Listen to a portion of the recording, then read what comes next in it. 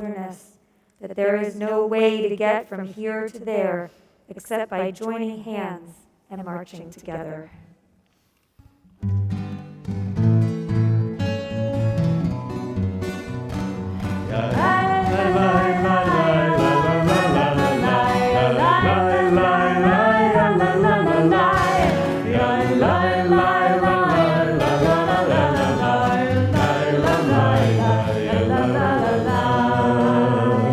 מי כמוך באלים אדוני, מי כמוך נעלה בקודש, נורא תהילות אוסף אלה, נורא תהילות אוסף אלה.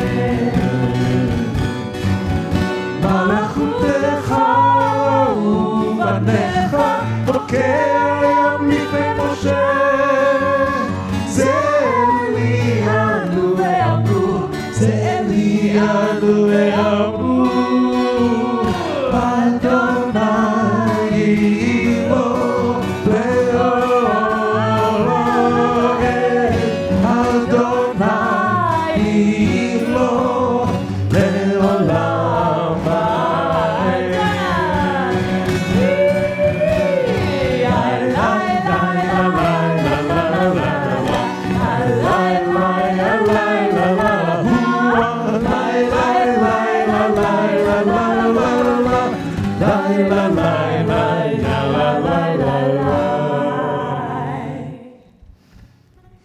We turn to page 42 now. Grant, O God, that we lie down in peace and raise us up, our guardian, to life renewed.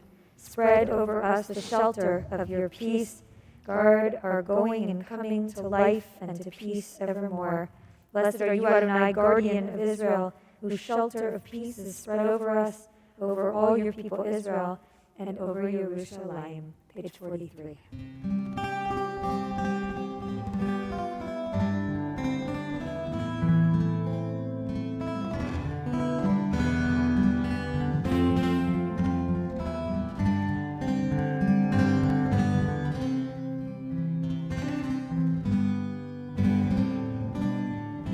השיבנו אדוני אלוהינו לשלום, לשלום, והעמידנו שומרנו לחיים, ופרוס עלינו סוכת שלומך, ופרוס עלינו סוכת שלומך.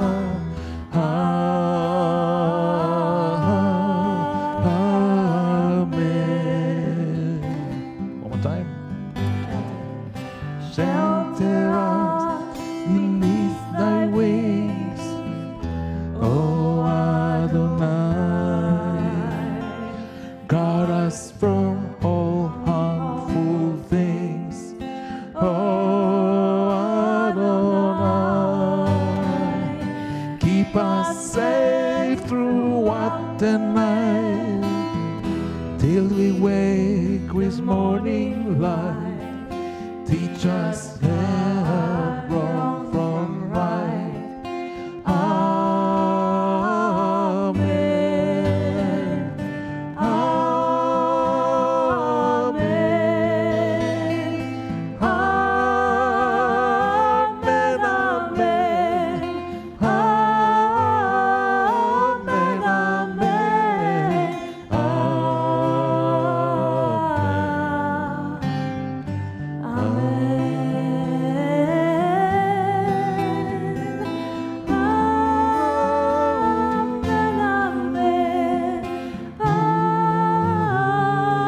Amen. Amen.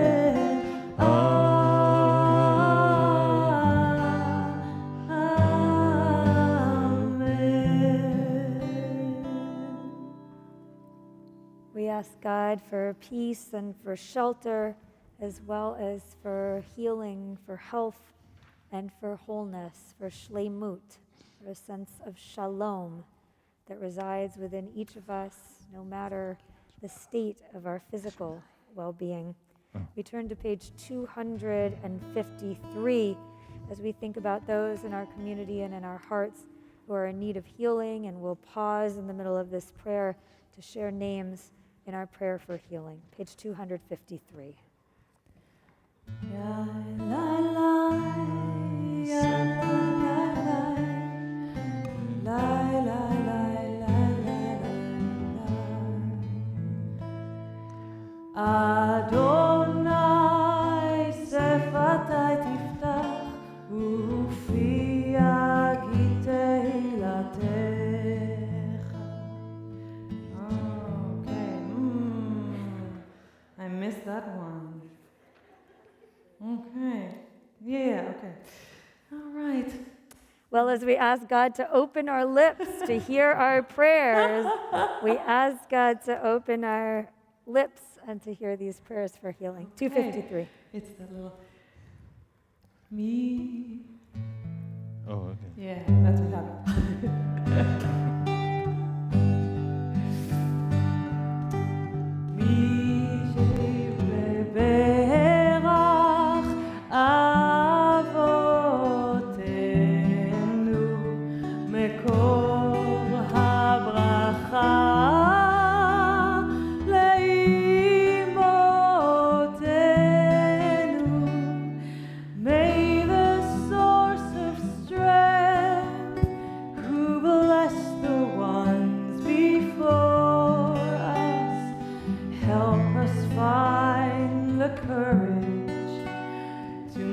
Our lives a blessing, and let us say Amen.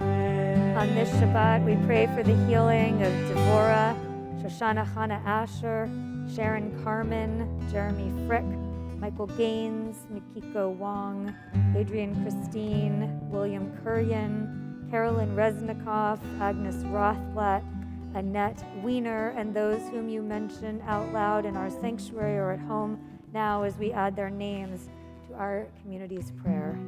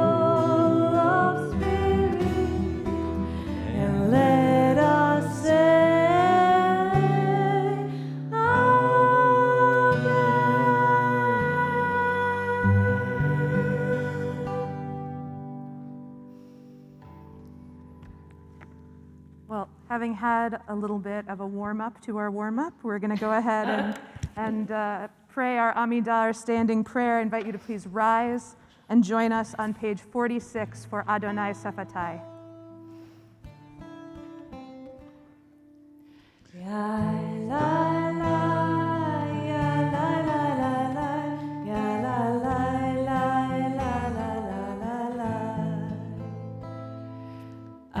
Adonai sefatai tiftach ufi yagi teilatecha. Adonai, open up my lips that my mouth may declare your praise. Baruch atah Adonai Eloheinu ve'Elohei avotenu ve'imotenu, Elohei Avraham, Elohei Yitzchak, Elohei Yaakov, Elohei Sarah, Elohei Rivka, Elohei Rachel ve'Elohei Leah. האל הגדול, הגיבור והנורא, אל עליון, גומל חסדים טובים וקונה הכל, וזוכר חסדי אבות ואימהות, מביא גאולה לבני בניהם, למען שמו באהבה. מלך עוזר ומושיע ומגן, ברוך אתה אדוני, מגן אברהם ועזרת שרה. אתה גיבור לעולם אדוני, מחיה הכל אתה רב להושיע, מוריד הגשם. מחקר חיים בחסד, מחיה הכל ברחמים רבים, סומך נופלים והופך עולים, ומתיר אסורים, ומקיים אמונתו לשני עפר. מי כמוך בעל גבורות ומי דומה לך, מלך ממית ומחיה ומצמיח ישועה, ונאמן אתה להחיות הכל, ברוך אתה אדוני מחיה הכל. אתה קדוש ושמך קדוש, וקדושים בכל יום יללוך סלה, ברוך אתה אדוני האל הקדוש.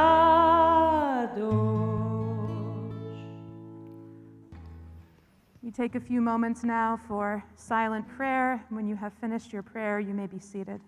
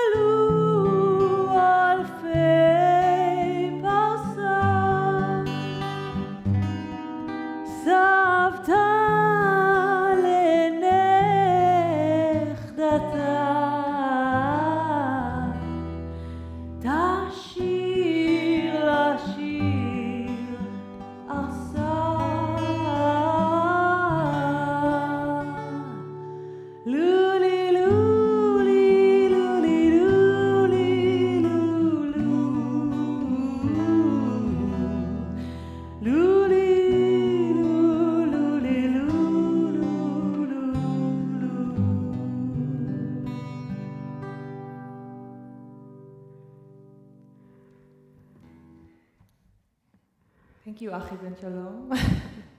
I'll say a few words of what you have just heard. I don't know if this is the first time any of you have heard this song. I was singing in Hebrew, and originally this is a Ladino tune. And as I've mentioned in the beginning, Achi and I have been working on, along with a fellow musician, on a show that really brings out all the beautiful gems of Ladino and basically Sephardic music. Some of it in Spanish, some of it in Arab Moroccan, some of it from Macedonia, from all over. And this tune is one of them. It's in Ladino, it's Mama Yo no tengo visto. But it became a very, very successful song in Israel. And as you hear, this is the actual Hebrew translation of this song. We've heard it both for the first time actually in Hebrew.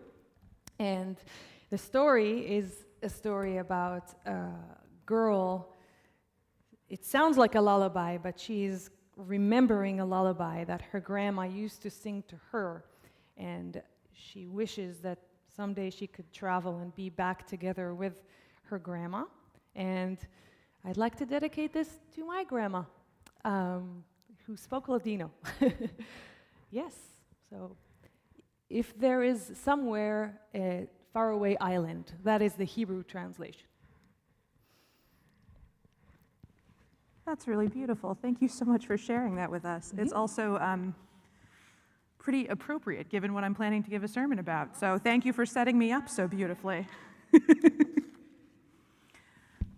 So speaking of mothers and grandmothers, my mother likes to say that she knew me before I was born.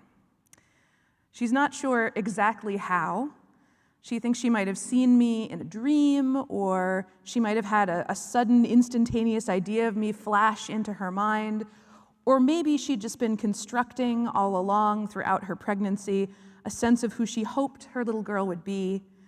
But she tells me that when I was first placed in her arms, she recognized me. She looked at me and she thought, "Oh, it's you." I have always loved that story, and it came to my mind when I was reading this week's Parsha, Toldot, in which, among many other things, Rebekah gives birth to her twin sons, Jacob and Esau. And in Genesis 25:28, right after the boys are born, we're told, "Vaye'ahav Yitzchak et Esav ki tzayed befiv, v'Rivka ohevet et Yaakov."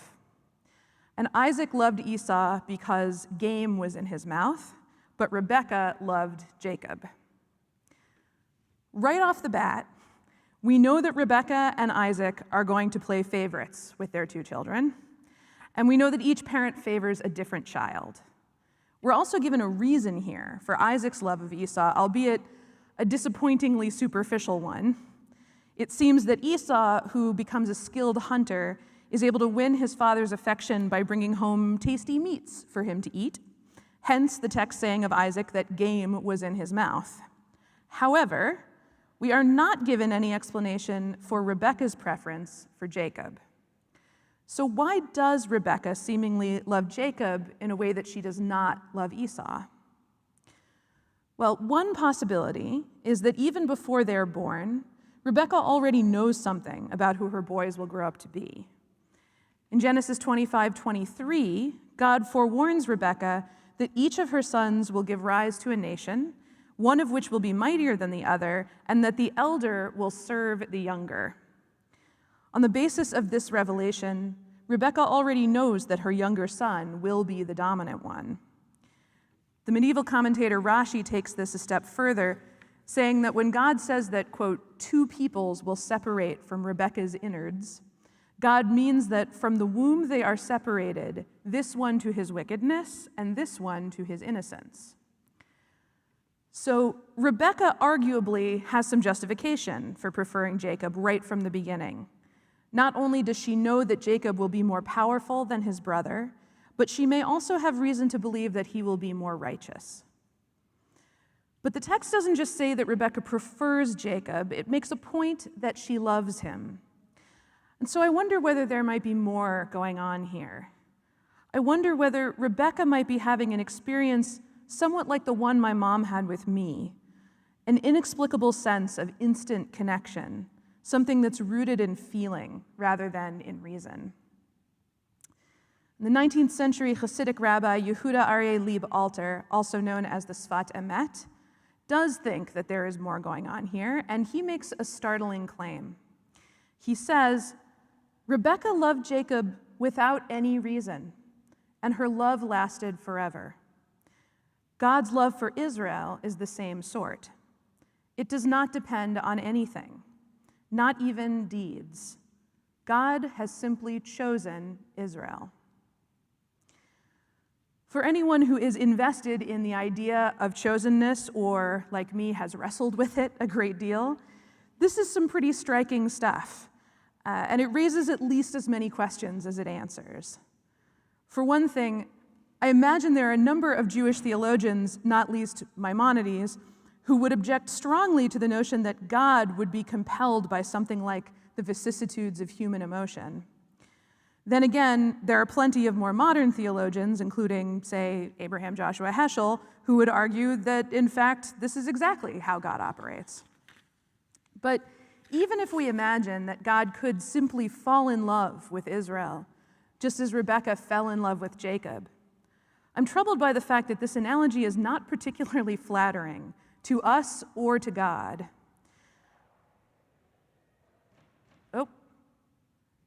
All right, I'll let somebody check on what's going on.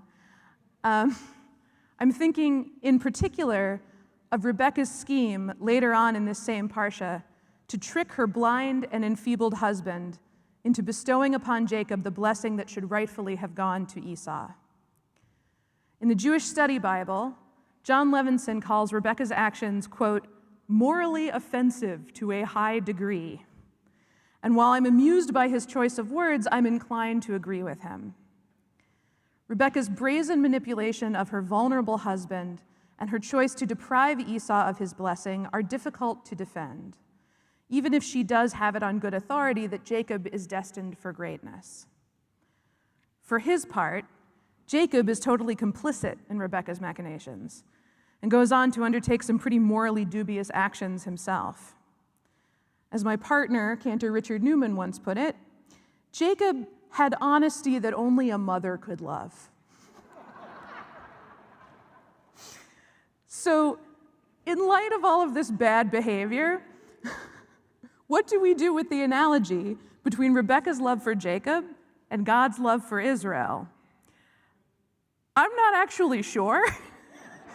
But I am intrigued, and I think it merits further discussion, so please discuss with me sometime.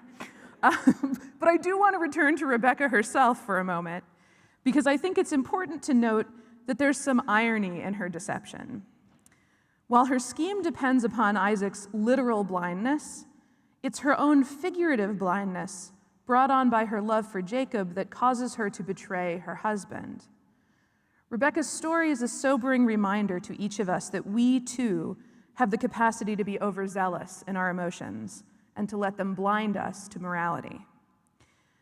At the same time, as Rabbi Shai Held points out in his commentary on Parshat Chayei Sarah, Rebekah reminds us that people are just hopelessly complicated.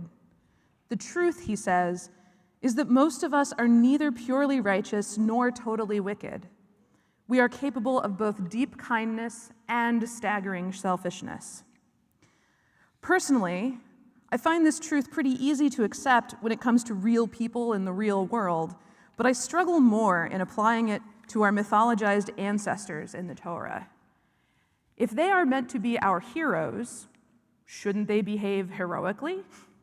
If not, if we see them exhibiting all manner of human weaknesses and even behaving cruelly toward each other at times, then how can we love them or learn from them? What I've come to realize is that it is precisely our ancestors' flaws that make them relatable, and therefore genuinely lovable.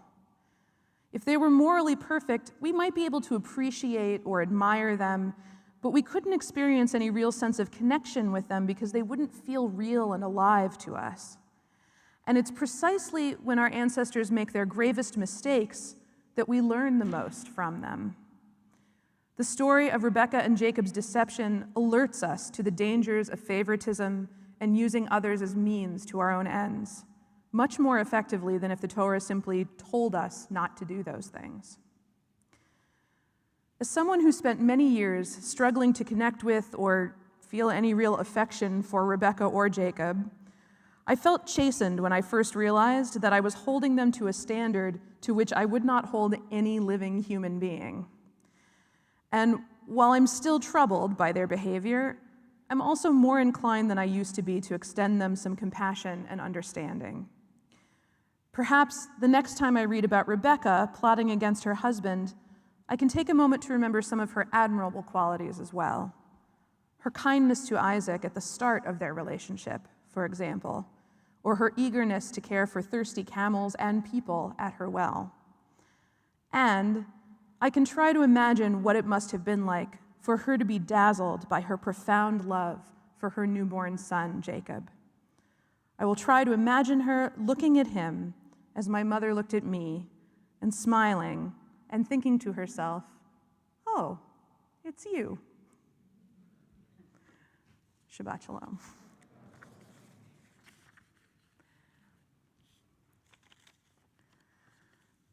We're going to take just a moment now to celebrate, appreciate, reflect on any simchas that may be happening in our community. I know of a particularly exciting simcha, which is that yesterday we welcomed a new member fully into our community, Miles Seyron, who has been studying to become Jewish for many, many moons now, and had his Beit Din and his mikveh yesterday and is formally a part of our Jewish community now. Unfortunately, he had to travel today, so he's not here at the moment, but he will be here on some Friday soon, and we will bless and celebrate him then, and you can all welcome him. If anyone else has a significant simcha that they are observing and they want to sort of shout it out in 5 words, please feel free. Oh, quiet week for simchas. Okay, we got something from Shira. I'm looking forward to my daughter's group, Solstice, Yeah. performing on Sunday. Oh, wonderful. Where are they performing? It's online. Okay, so There's a link. There's a link on Facebook. well, they're an a cappella group called Solstice, and they're spoken about on Facebook. They did a beautiful concert here before COVID, which was a fundraiser for Faith in Action, right? So an extraordinary concert for an extraordinary cause. They're really wonderful. So if you can watch that concert online on Sunday, please do. It'll be a treat. 2 to 4 online on Sunday. Understandably, I've heard them sing. I've heard your daughter sing, and I would be proud too. Yeah. Wait, when is that happening? No way, we get an extra hour of sleep? Yes. Oh, I love that. All right, that's a serious simcha. I'm really excited about that one. Well, in honor of all of those simchas and any others, the simcha, by the way, was that the clocks are changing and we're going to get an extra hour of sleep. Oh, Zach Byra's got something, please. And it's Friday, so nobody who, huh? We were all celebrating with Noah, who became a U.S. citizen. When did that happen? You outed me. That's very exciting. Just this week, yeah. Oh my goodness, Mazal Yeah, Tov. thank you. Welcome to a beautiful and troubled country Oh, that you yeah, already were I in. know. That's totally I lovely. come from a not less troubled country too. I'm well familiar. God willing, I should be able to say that about my partner at some point. Yes, and Zach, please. All right, and Zach McDale's friend got a job. There are too many of these. Maddie, you get the last one. What is it? I couldn't actually hear that.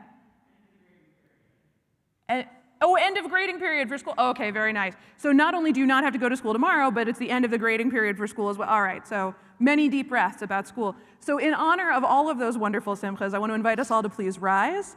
And we're going to sing Shehechianu together. Baruch atah Adonai Eloheinu melech haolam שהחיינו וקיימנו והגיענו לזמן הזה.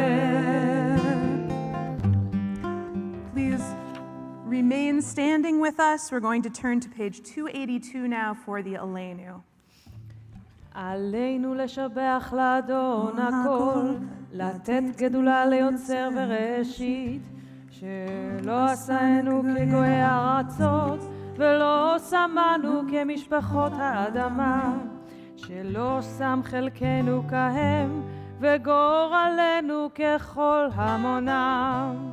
ואנחנו קוראים ומשתחווים ומודים לפני מלך מלכי המלכים הקדוש ברוך הוא.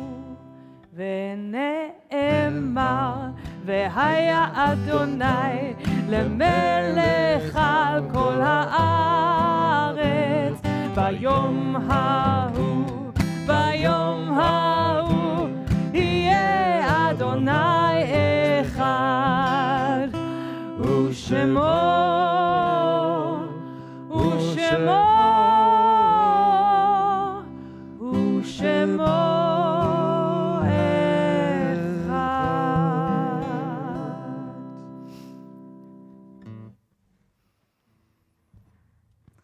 Please be seated.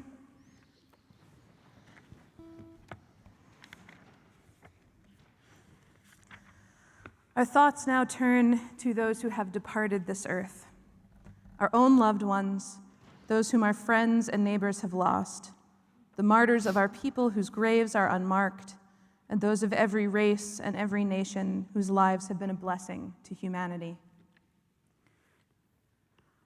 On this Shabbat, we remember for Shloshim, for the first 30 days of mourning, Alan Mendelsohn. If you're observing Shiva or Shloshim, the first 7 or 30 days of mourning, please rise and share your loved one's name with us. If you're observing the first year of mourning for a loved one, please rise and share their name.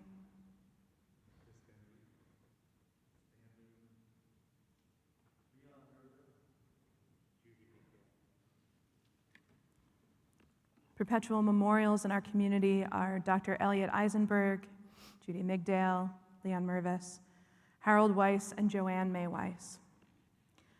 We also observe the following yahrzeits this Shabbat. Please rise as your loved one's name is said.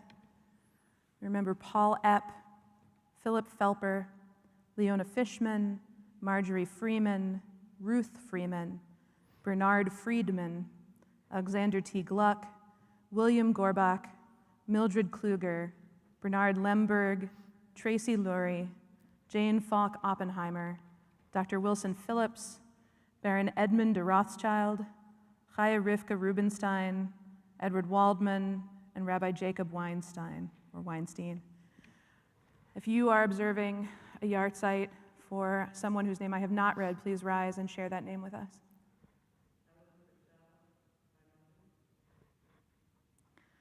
Now we rise together as one community and join in the Mourner's Kaddish on page 294.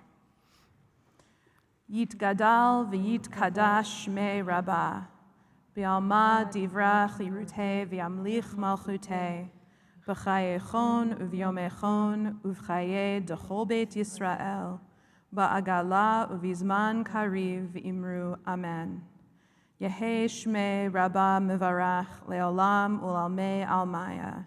Yit barach v'yish tabach v'yit pa'ar v'yit romam v'yit naseh v'yit hadar v'yit aleh v'yit halal shmei dekudsha brichu le'ela min kol birchata v'shirata tushbechata v'nechemata da'amiran ba'alma v'imru amen.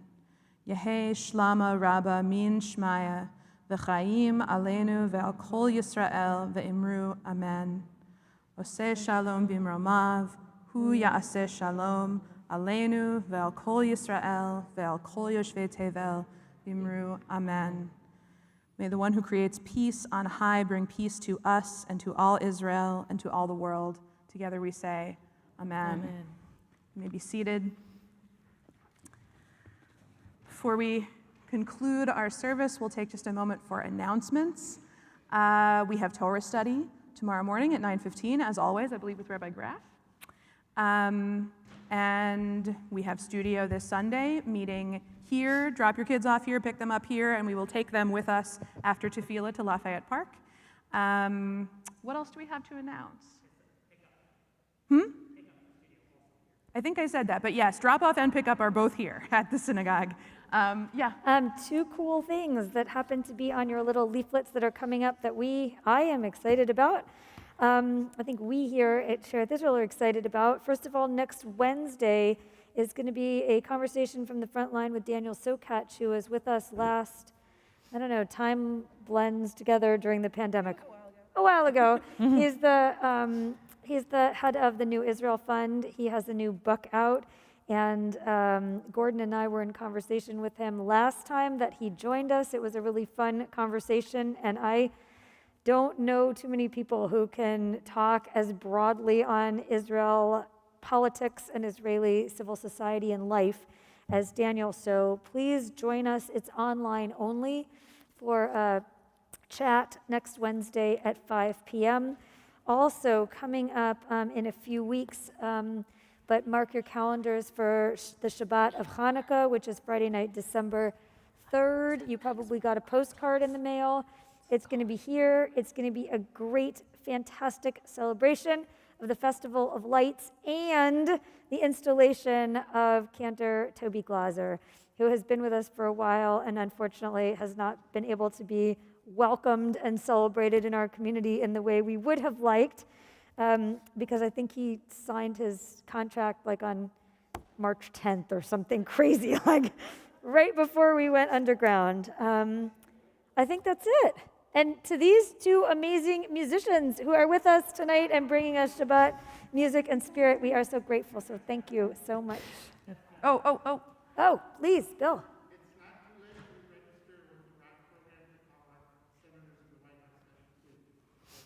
Cool. Contact Bill. I don't know if people can hear you, but just.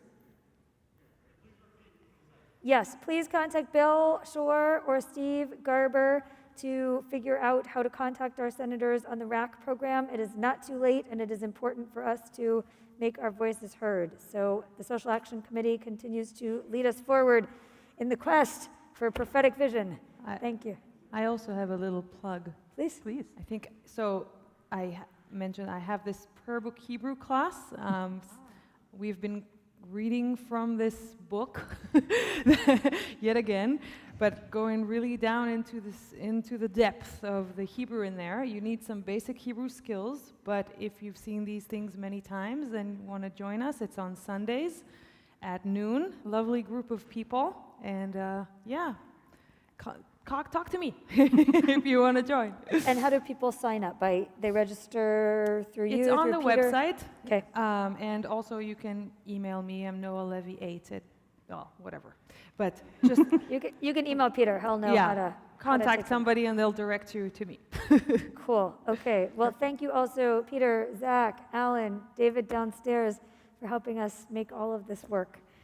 And we will conclude with something, I think. Yes, speaking of prayer book Hebrew, we'll get there, I promise. Speaking of prayer book Hebrew, a little birdie told me that we have at least one person in our teen group who is pretty comfortable with Kiddush at this point, because maybe he's been practicing it with Noah.